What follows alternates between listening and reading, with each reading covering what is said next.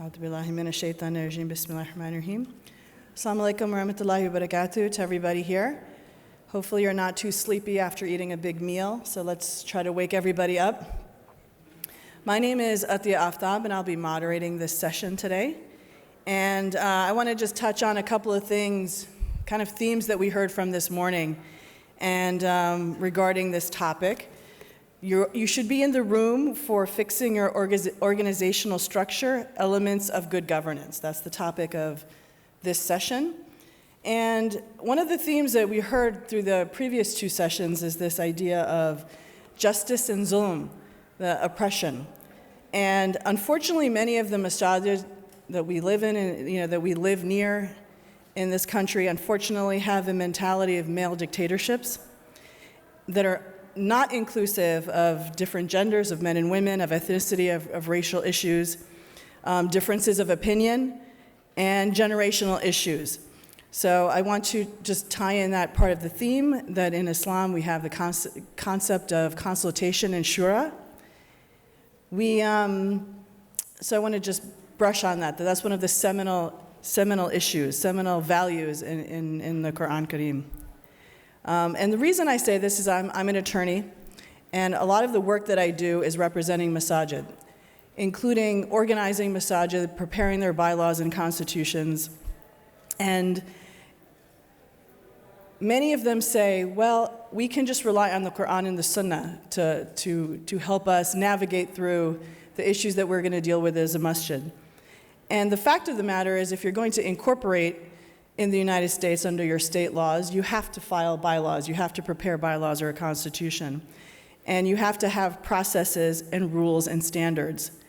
And even our Prophet Muhammad, peace be upon him, when he went to Yathrib, and he was invited to Yathrib as a peacekeeper, as a governing the tribes, he wrote a constitution. So if it's good for our Prophet, it has to be good for our masajid, to set forth processes, standards, and rules. And finally, before I introduce our esteemed speaker, I think that, and this came up in the previous conversation, we all have an obligation to step up if you have skills and abilities to participate in leadership in your community and even just be involved in your community and not be discouraged and create third spaces. So I just want to encourage that in general. I have been a longtime member of my masjid board, and it's a challenge. Of course it's a challenge, but it's our responsibility to be there and to be supportive of our seminal institution in our religion and in our culture. But we also have to be aware of those of us who are in leadership in masjids, that we have to allow other people to step up and not to get comfortable in our positions, that this institute is only going to survive if we're here. We have to allow for others to step up, and we need to give a hand to those people to step up. So I just wanted to make those comments before we start this session. And I want to introduce our speaker. Dr. Rafik Beekun is a professor of management and strategy. He's a former chair of the Managerial Sciences Department of the University of Nevada and a senior Fulbright scholar. He obtained his MBA and his PhD from the University of Texas, and he has a BA and an MA from Columbia University in New York. He specializes in strategic management, business ethics, leadership, and the link between spirituality and management. He has published in many academic journals, including the Journal of Applied Psychology, Journal of Management, Journal of Business, and including the Journal of Business Ethics. He has also authored several books, including Islamic Business Ethics, Leadership and Islamic Perspective with Dr. Jamal Badawi, and Strategic Planning and the Implementation for Islamic Organizations. Dr. Beekun served as the president of the Association of Muslim Social Scientists, and he has served on the Majlis Ash-Shura of the Islamic Society of North America, ISNA. He's also served as the zonal and regional representative of the MSA of the USA, of America and Canada, and is a member of ISNA's Executive Committee and Majlis Ash-Shura. So with that, if we could please welcome Dr. Rafik.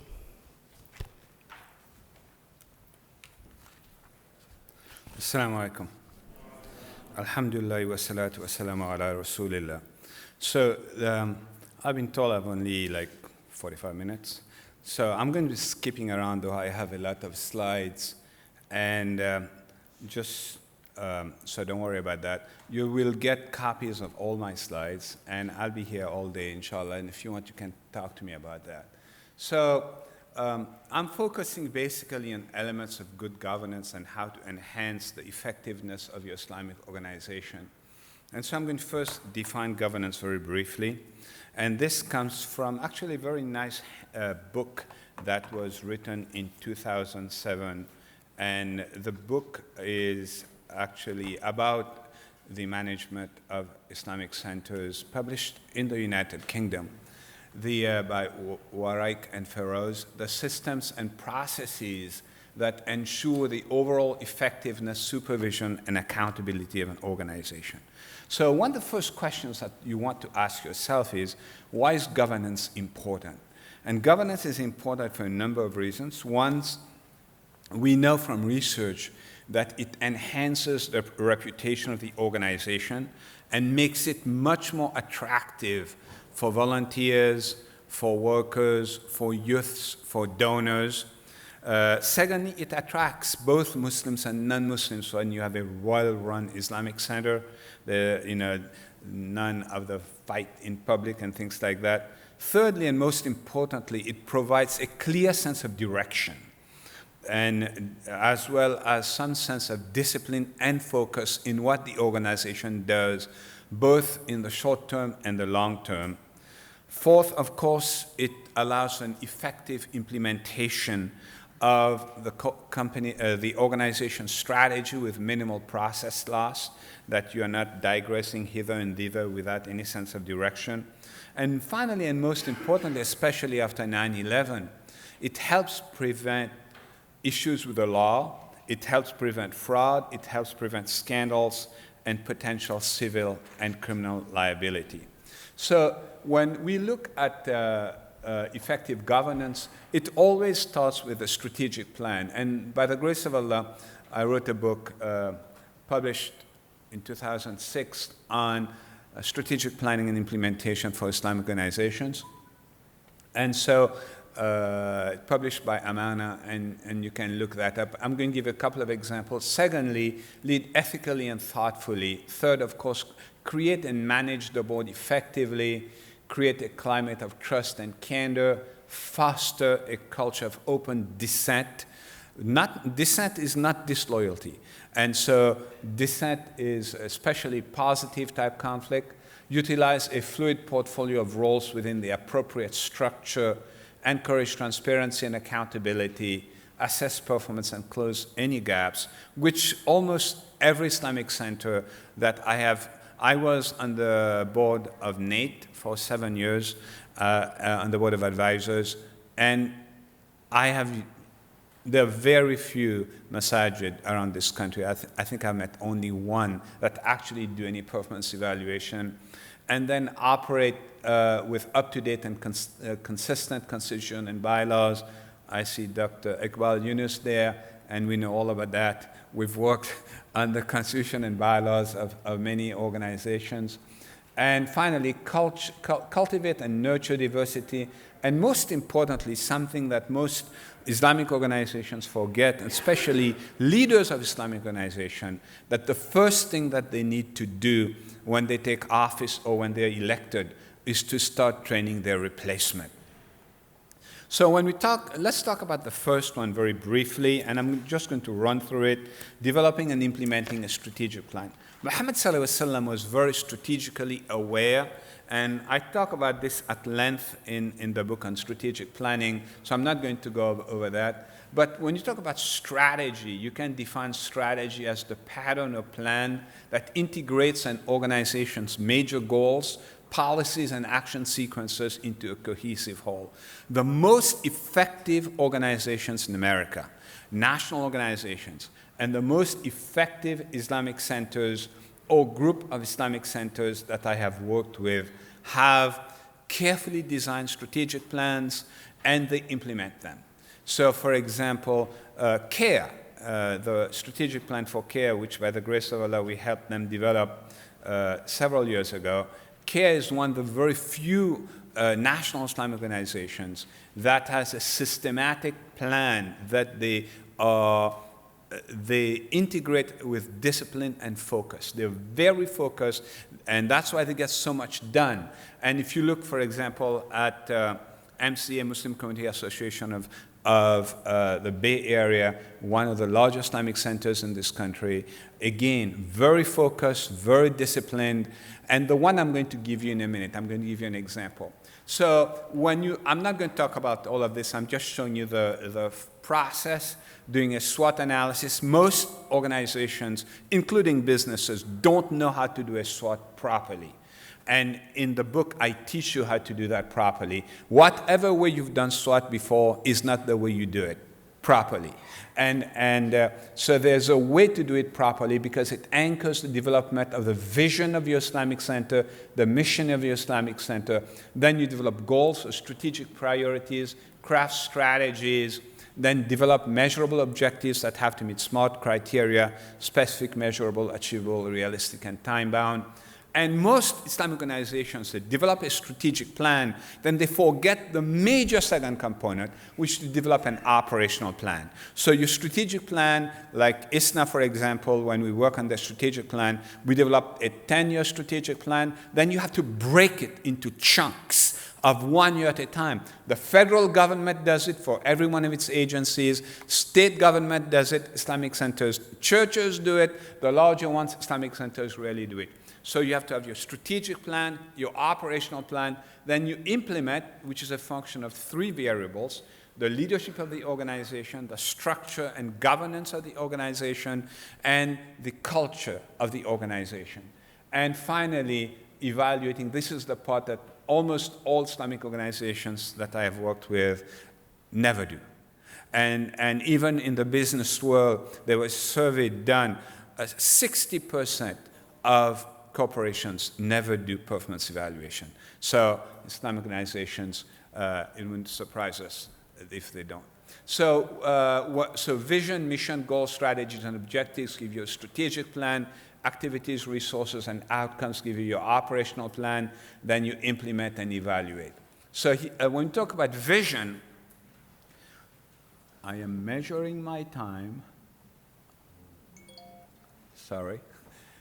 So strategic vision is always future-oriented. It's your destination. Now, what do we want our Islamic Center to be 5 years from now, 10 years from now? Muhammad sallallahu alaihi wasallam, at the Battle of Khandaq, Allah inspired him with a vision. And that vision inspired the whole Muslim Ummah for the next 700 years and still inspires us, right? So a vision is a future direction, and business course, a concept of what the guiding concept for what the organization is trying to become. This is the Islamic Center of Long Island, an Islamic center that, by the grace of Allah, I've worked with for several years. One of the most effective Islamic centers in North America, and it has been recognized for some of the work it has done. So this is the vision statement we developed: to be a center of excellence for developing and sustaining a progressive, vibrant community, Islamic community, and a nurturing environment for the society at large. Now, I always tell people when we work on strategic plans, don't waste your time getting the strategic plan perfect, because the time you're wasting perfecting your plan is time you're wasting not implementing your plan. Do the best that you can and then move on to implementation. So this is good. I'm sure they could have wordsmithed it a little bit more. So we've talked about vision. Now, when we talk about mission, if you see here, vision is future-oriented, what you're trying to become. Mission is it's what we call in French raison d'être, right? Your purpose. And it serves as a guiding concept for what the organization is to do now to make it happen. You cannot design an organization structure. You cannot design the structure of the Islamic Center unless you have a plan. You are designing the structure for what? To accomplish something. So first, that's why you have to have your vision and mission, right? So when we look at the mission of ICLI, to serve and engage Muslims by promoting the values and teachings of Islam, and to advocate interfaith harmony in a multicultural environment in accordance with the Quran and the Sunnah. For them, was very important, and so this is why it is part of the mission statement. If you were to look at a national organization, for example, for CARE, in their mission statement, you will see, if you go on their website, you will see the 4 elements that CARE thinks are critical for what CARE does. And here, this is the most important one, and this is the second one. And of course, they wanted to make sure in accordance with the Quran and the Sunnah. The third part of it, vision, mission, goals, all of those come from your SWOT. So if you do your SWOT correctly and you prioritize your SWOT, your goals come out of it. Your priority areas of the organization wishes to focus its attention and resources, always long-term oriented. These are the actual goals in order. The reason I'm saying this is because very often when you look at Islamic organizations, they have a bunch of goals, and then there's a political struggle as to what the organization is going to do or put emphasis on.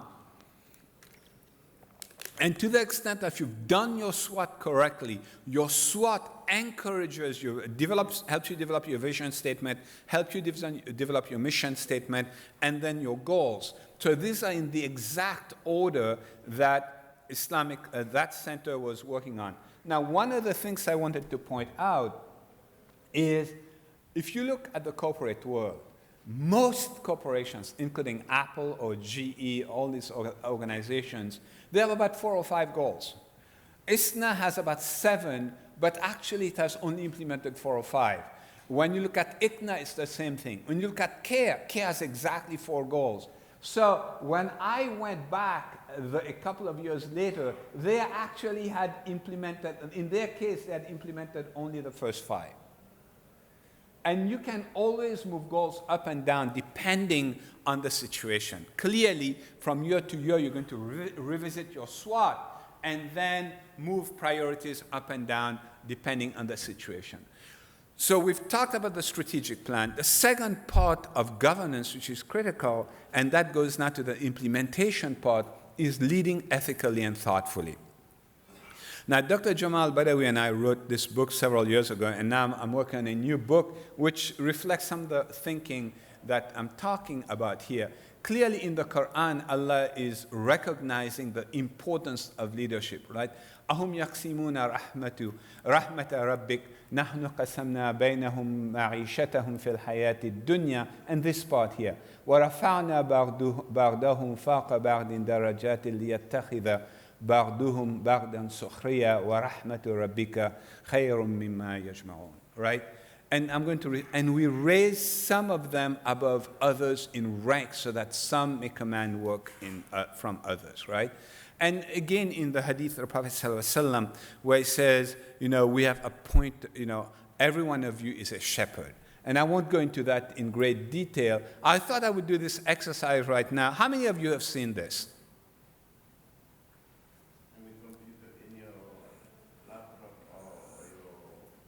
Yeah, you guys don't have a piece of paper in front of you, brother. So normally I would ask you, this is what Steve Jobs used to give to his senior vice presidents, to basically ask them to see whether they had leadership potential. So I want you to do it for the next 30 seconds. Listen to what I'm going to say carefully. I want you, and I know Dr. Iqbal knows the answer, so don't show your wife, okay? So what I want you to do is to connect the 9 dots with 4 straight lines. Once you start, so draw 9 dots in front of you, just turn your page around. I want you to connect the 9 dots with 4 straight lines. Once you start, you cannot stop. You can cross over a line, but you can't go back over the same line. If you know how to do it with 4 lines, I want to do it with 3 lines. So I'm going to give you exactly 30 seconds, inshallah. And we'll see if the lawyers are good at that. You can cross a line, but you can't go back over the same line. So he used to give people 30 seconds. Let's see if Dr. Yasser knows the answer.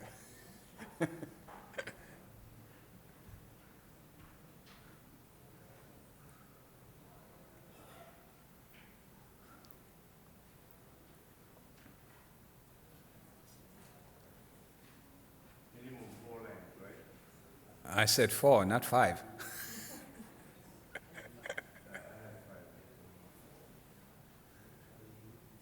Anybody solved it? Your 30 seconds are up. Anybody thinks they solved it?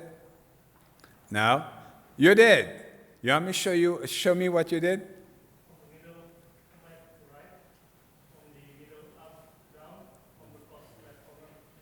But you can't lift your hand. You lifted your pen off the paper, Akhi. You can't do that. Let me show you the answer. Watch carefully.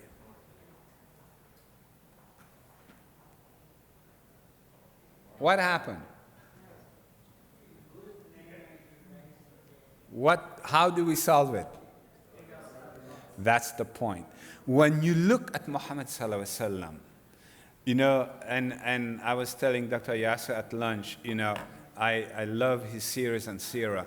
You know, when you look at Muhammad sallallahu alaihi wasallam, his whole mission was to go outside the box, challenge the whole paradigm of Jahiliyyah, and basically rethink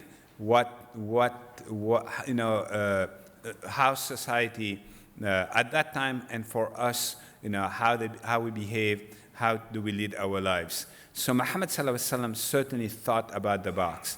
Outside the box. One of the problems with us in North America is we get so much negativity from the press that we start believing it. We start developing a complex of inferiority. And you will see it when you see Muslims, like Muslims that I know, they changed their name from Siddiq to Dick.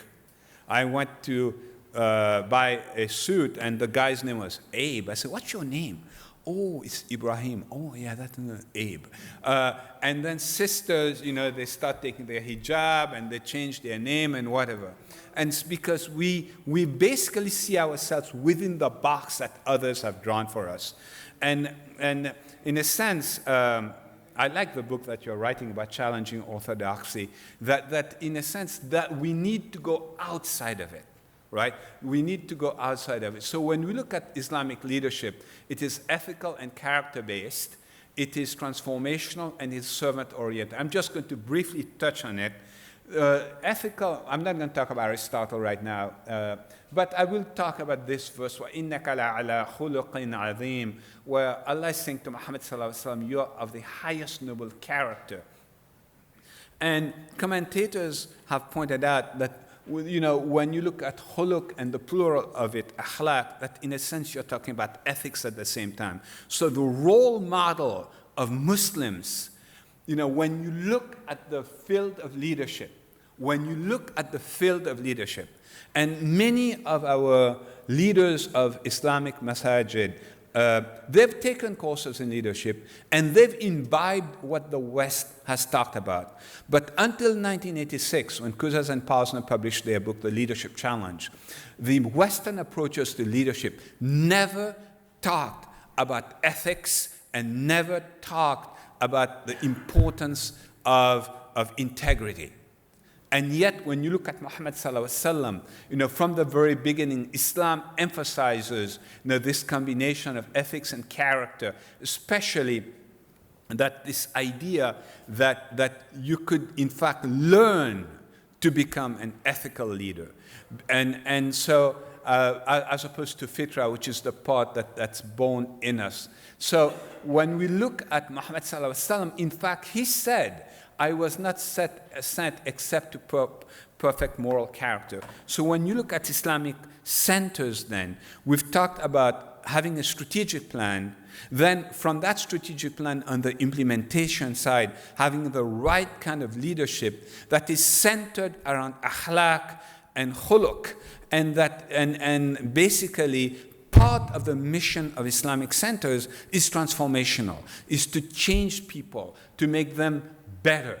Now, the other part about it is what leaders of Islamic centers, and you go, I mean, Dr. Sheikh Abdullah Idris and I used to go around the country solving conflicts in masajid. And one of the things you find in many masajid is that it's like the elections. It's like the presidential elections. You have the Bangladeshis competing against the Pakistan, because neither of them want a president from the other side. I have been in masajids where they came to fistfights. We have the Egyptians from one side and the Egyptians from the other side hating each other's guts. We have the Libyans, the pro-Gaddafi and anti-Gaddafi before, and it was a circus in almost every masjid, not all of them, that we went to. And some conflicts went on for years, 15 years, 20 years, where nothing was done in this masjid because people forgot why they were elected. And the Prophet ﷺ said, Sayyid al-Qawm khadimuhum. The leader of the nation is their servant. And there's another hadith that I'm going to paraphrase. I'm sure Sheikh Yasser knows the hadith in Arabic and by heart, where the Prophet ﷺ said that if a leader does not basically see to the needs of his people, then Allah will not take care of his needs. So people that are put in charge of masajids, they need to understand why they are here. They have to be clear about their niyyah. Why are you running for office? They have to be clear while they're in office, and they have to be clear after they are out of office in terms of the niyyah. So when you look at Muhammad sallallahu alaihi wasallam, here he is, in Abu Malih in Sahih Muslim, a ruler who has been entrusted with the affairs of the Muslims and makes no endeavor for their material and moral uplift, and is not sincerely concerned for their welfare, will not enter paradise with them. And you cannot walk around. I have seen leaders of very professional people, they walk around, and it's like, don't talk to me as Yusuf, call me President Yusuf, And Muhammad sallallahu alaihi wasallam never abused of his psychological size. I'm God's servant, I eat like a servant and sit like a servant. And not, so this idea of service before yourself is part and parcel of what a leader of an Islamic organization should be. And I'm not going to talk about that, I talk about it in the book. Now let's talk about the one aspect of board structure, which is the board of directors, or some organizations, as part of the board of directors, they have the executive committee. Other organizations have a Masjid Shura, then they have a board of trustees, and so board of trustees and Masjid Shura tend to be the same. Then they have the executive committee below. There are variations in that, but I'm going to talk about board of directors in general, as though they include the executive committee. Some time ago, ISPU did a survey of masajid in this country, and they uncovered several reasons why boards of Islamic centers are not effective. So let's go over those. So these are mistakes that you can avoid, right? And that report is online, and you can get it from their website. The first one is that board members are selected based on their past contribution rather than their ability to meet future needs.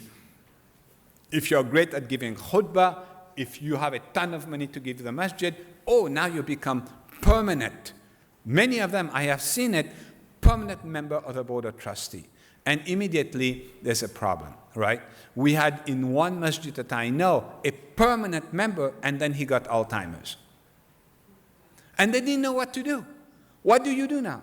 You have a permanent member, charter member of the board of trustees who could not be removed, and yet, he had Alzheimer's. It was a very sad situation, and they had to change the bylaws long term, but in the short term, they were able by Shura to appoint somebody else.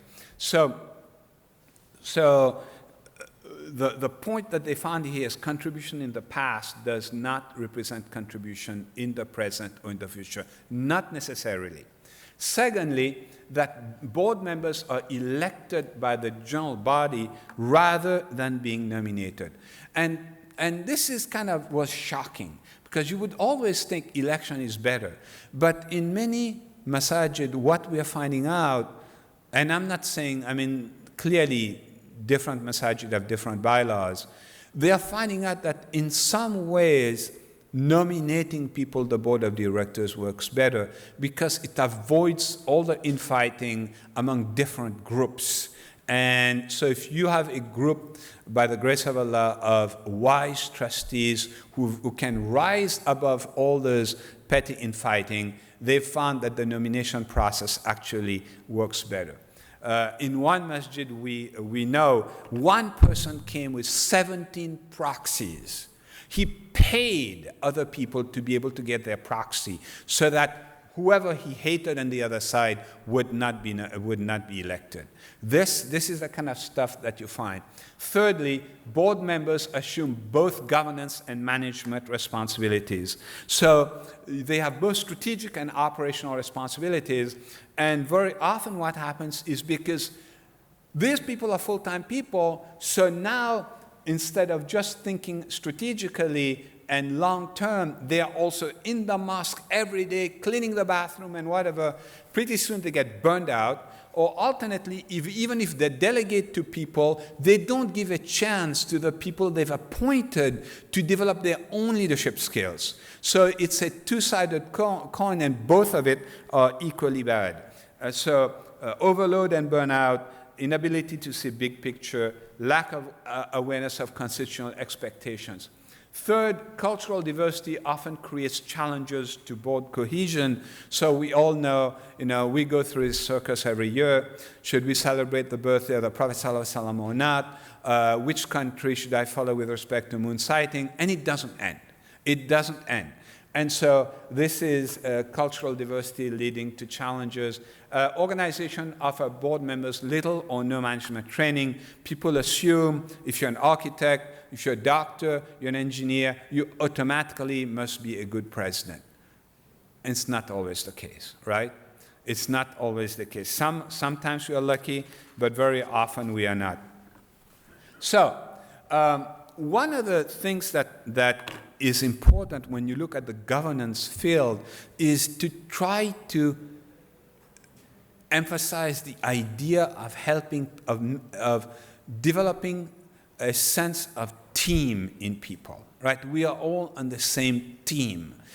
Just as Muhammad sallallahu alaihi wasallam, when he went to Medina, and he was able, out of the Muhajirun and the Ansar, to create this united group. Yes, there were differences now and then, but working as a team. And so I want to define that very briefly for you. I'm not going to cover the whole team literature here. It's small. So typically you don't want to have large boards of directors. Typically you don't want committees that are huge. Typically, you want committees that are in odd numbers. You almost always want an executive committee that is an odd number. You almost want to have a board of trustees that is an odd number for obvious reasons, so that if there's a tie, there's a person that can break the tie. You do not want a large committee, and I, by the grace of Allah, have published quite a bit in this area. You don't want a large committee. Part of the reason is because the larger the committee is, you have what we call polarization. That means the large committee breaks into factions around basically charismatic people, and then they fight each other. Alternately, you don't want, I have been to masajid where everybody was a doctor. I'm going like, what happened? You don't have anybody else in this committee? I admire my brothers and sisters who are doctors, everybody are men, or everybody are from the same village, or everybody is from the same family, or everybody are male. And I'm going like, aren't you leaving, shouldn't you reflect the diversity of this community? So I am going to give a number, a range of a number, like anywhere, from 9 to about 13 or 15, but not much longer. And I'm sure people will shoot me for this, but I can cite literature if you want. And Once you have a board of directors, and I will not mention certain national organizations here that have huge national committees, but it makes it difficult to make decisions, and it's very time consuming. So it's a small number of people with complementary skills. If you have 2 people on your board of trustees that give you the same skills, you don't need both of them. Find people that each provide value added, okay, who are committed to a common purpose. That's where your strategic plan comes, set of performance goals and approach for which they hold themselves mutually accountable. I know I'm talking a bit fast, right? Am I talking too fast? Yeah, kind of. Faster? Okay, I can go faster a little bit. No? It's okay? Good speed? Okay, good. So, so when we talk about teams, one of the things that people forget is that teams are self-monitoring. Have you been in a masjid committee where the same 3 people speak meeting after meeting? Yes. You know what I'm talking about? Definitely. Yeah, it's very important.